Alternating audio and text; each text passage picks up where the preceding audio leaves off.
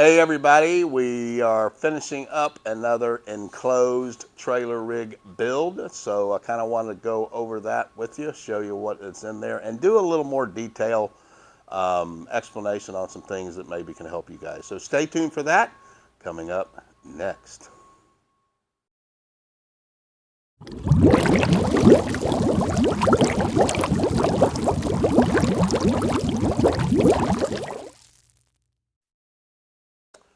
All right, everybody. So this is a enclosed trailer rig build, and so what I thought that I would do is just kind of go through each piece and maybe do a little bit more detailed, maybe point out some of the plumbing things and installation things that we do that may help some of you guys that are trying to do it yourself. I get a lot of questions about, plumbing tanks and bypasses and hose reels and all of that kind of stuff. So this trailer rig has a 5 gallon per minute. It's a pull start, recoil start machine. And so we've got it plumbed to the water tank, which is right here. And so the way we do that is we've got a bulkhead, 3/4 inch bulkhead coming off of the bottom. And then we go to the machine, and what we actually do is hook up a little water inlet with banjos and the filter. That's the brass piece right there is the filter piece. And then these little cam locks, these can actually be taken off, and we've got enough hose here to where he could go towards the rear of the trailer to drain the water tank or fill up a 5 gallon bucket of water if he wanted to, or a pump sprayer. Of course, you'd want to do that with the machine turned off.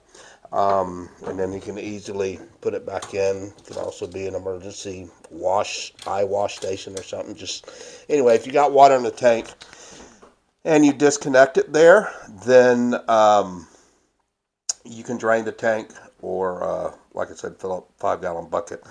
Then off the unloader here, we've got what's called a whip hose, and that goes back behind the tank, and it actually goes to the hose reel, and it's right here connected to, if you see the little black hose back there, it's connected to the downstream bypass system. And so all he has to do is, in the mode that it's in right now, it would bypass the injector and give him only water. He would just simply have to walk over here, turn this valve, and then he could start downstreaming, walk back over, turn it, and he can rinse. So that's what the whip hose is going to. And then the little clear braid piece of hose that you have here is the bypass, and it's coming off the unloader. So when he's off the trigger, and it goes up to the top of the tank, and it's right here. And so we're using uniseals all up here for any type of hose that's going into the tank, except for the water hose off of the reel. So this is his downstream hose that draws water. We're using a 1/2 inch uniseal with a piece of 1/2 inch clear braid hose, and then we run the 1/4 inch hose to it, and it stays pretty tight, pretty solid, and won't have any issues there. So we like the uniseals because they eliminate any type of source for a possible air leak. So that's the water tank and the pressure washer plumbing, I do believe. And over here we've got the hose reel for the water hose. And so this is the hose that he would take, and he would pull it out, hook it up to the customer's water supply, spigot, faucet, whatever you want to call it.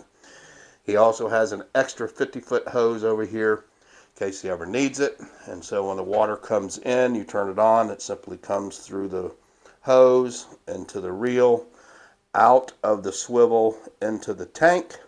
And on here we have a 3/4 inch bulkhead, and inside the tank is the float valve, Job Topaz float valve. Let's see if I can open this up. Maybe show you what it looks like. Sorry for, yep, there it is right there. So sorry, I'm doing this by hand, so sorry if it's a little shaky and I missed some camera angles or whatever. So that's the garden hose set up. Just basically coming off of here, we've got a 1/2 inch by 3/4 inch hose barb, 3/4 inch clear braid hose, coming into a 3/4 by 3/4 banjo threaded banjo barb, and then of course the 3/4 inch bulkhead and the float valve underneath it. And then here is, we just went over the whip hose that comes to the bypass. That's the 200 feet of Fierce Jet hose that he'll use, and it has the ball valve set up on it. Anyway, there's the ball valve setup.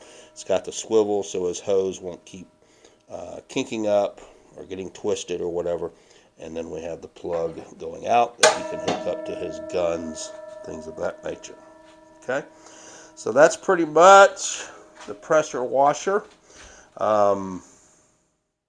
We do have this up here. This is one of these mounting boxes. We actually make these now. This is for the bypass injector, so that when he wants to rinse the injector out, he can turn it this way towards the water valve, and then turn your valve down here like you're drawing bleach, but you're not going to. What you're going to draw is water. When he's downstreaming a house, he would have it over this way. And so then it's going to draw from the bleach tank, because the bleach hose is going that direction down towards the bleach tank, which we'll go over in just a second. So when you're on a job, you're basically going to have that pointed towards the bleach tank or the bleach hose, so it feeds your bleach when you're downstreaming. When you want to rinse your injector out at the end of the job, pretty simple. You just turn this way. Now it will draw water when you've got the bypass in the right position down there. And you can rinse your injector out, and then when you're done, always just turn it to the middle. And if there's any type of vacuum or whatever, you won't draw bleach or water out of it.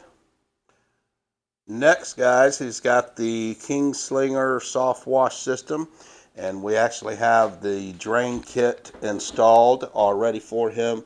So when water builds up in these barrels, like we always tell you guys that own these Kingslingers, you want to make sure you're draining the water and condensation out of these barrels before and after every job. If it's on a long job, then we'll do it during the job as well. But all he has to do is walk over, turn this valve, and it will release all the water along with a little bit of pressure you'll hear, and then he can just turn it back and it would be off. That just makes it easier so he doesn't have to reach under there and drain them manually, and that they just drain in the trailer. So we've got it so it drains out through the bottom. And then of course you always want to rinse underneath there in case the water's a little rusty, dilute it down so you don't leave a rust stain anywhere. And then over here is the pump station. Here we've got the air water separator. He's got his 3 valves. He's going to use one for bleach and water. He'll combine his soap. He's going to use one for bleach and soap. He'll combine his soap into his bleach tank right there. And then the other one would be the water valve. And so the 3rd valve is left empty, but he's got a supplemental hose kit here that he could use to hook up to this 3rd valve if he wanted to. Say he had a 5-gallon bucket here of like wrap that we use to clean gutter stripes, or you're doing oxidation removal, restoration, whatever. Degreaser, you want to spray a bunch of parking spots. Just a lot of different things that you could use that 3rd valve for, versus having it plumbed to a soap tank. Most of you guys know I've never found the need to meter my soap. I just add it to my bleach tank. And then if you work on your spray technique, you'll never need to add more soap or less soap. It's all about your spray technique and make sure you're not flooding the surfaces. You just want to put a nice, just above a mist type coat is what I would tell you. So that's the Kingslinger. Then you've got the 10-gallon per minute pump there, of course, and the compressor.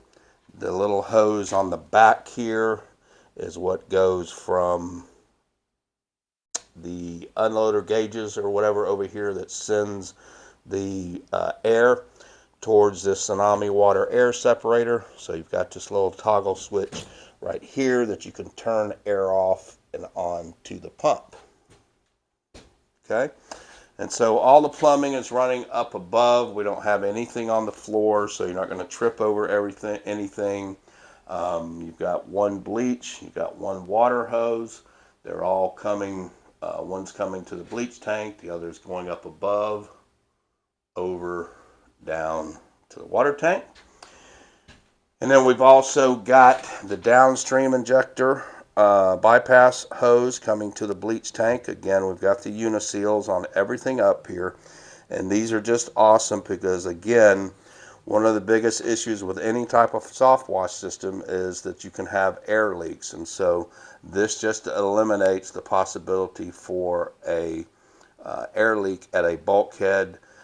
We don't have drop tube sticks. We don't have any type of fitting that is threaded because those can vibrate, start causing air leaks, and you have to search for them and all of that. Then we have one that vents the bleach tank. It goes down and out towards the back of the trailer. You never want your bleach vent to be inside of the trailer. You want it to vent out, whether it's an open trailer or whatever. You really want it to vent down and then out towards the back of the trailer because the fumes come up and out and they're heavier than air and they float down. So, and then the last thing is, this is a bleach fill kit, and he can use that to fill his bleach tank if he has an off-site tank in his garage, in his warehouse, whatever, and he has a separate pump. He can use this hose to fill his bleach tank, and he never has to open the lid to the tank. And then down inside, I know a lot of guys don't use these, but this is what we use, and we've been using them for years. We just have on the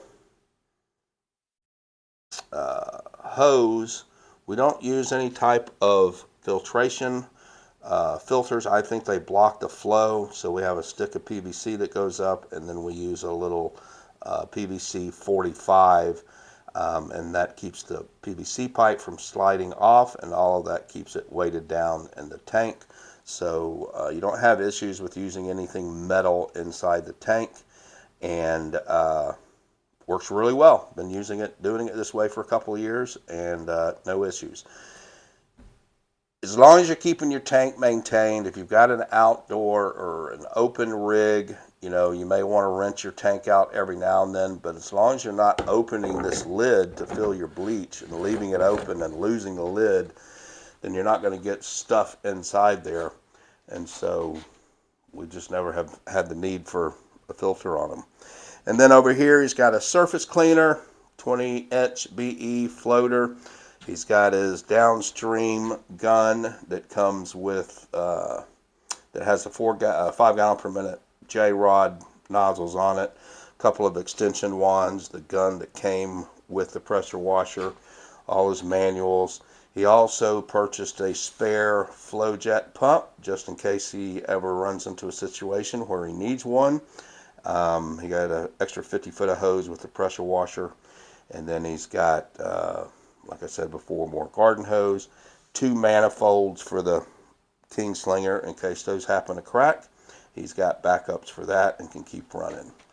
And then we've got the soft wash hose here, and that's the 1/2 inch Flexilla Udor gun J-rod nozzle kit for the Kingslinger. And then it is plumbed from the bottom here, and it goes all the way up over this way, down back behind, and all the way to the bottom of the pump for the outlet. Okay, so that's basically it. I hope that helped you guys. I kind of wanted you to see the equipment in this trailer. He's got plenty of room to grow. He can add bigger tanks later, more machines, add a hot water if he wanted to. It's a really nice trailer. So hope this helped you guys, and let me know if you have any questions. Okay, guys, so I hope this has been helpful for you. Don't forget, by the time you watch this, it'll probably be a couple days out from the Difference Makers Conference, which is June 8th and 9th. June 10th, which is Saturday, we have an open house here at the store. So feel free to come on out. That's from 9 to 12 on Saturday. We'll have donuts and coffee and just kind of talk shop, meet people. It's not set up to sell anything, not doing any training. Just kind of talk to people, answer questions, all that kind of thing, and meet other people. I know all the people attending the Difference Makers Conference will want to come over, so that's a good time for them to come over and see the store as well. And then June 12th and 13th is our hands-on training. We've got a couple guys that are coming in for all of this, the Difference Makers Conference as well as the training. But that's the hands-on training, our monthly that we've been doing for 10 years, 12 years, whatever it is. That's June 12th and 13th, okay? And so, yeah, it's been busy around here. We've got another trailer coming in right after this that we've got to build, hot water, big trailer. And the guy's actually doing, he's going to be doing soybean oil treatments for roofs. So that's going to be fun. It's going to be kind of different how we set that one up. But it will be simple, basic, easy to use like we always do. So anyway, you guys have an awesome, blessed rest of your day, whatever today is, and be blessed.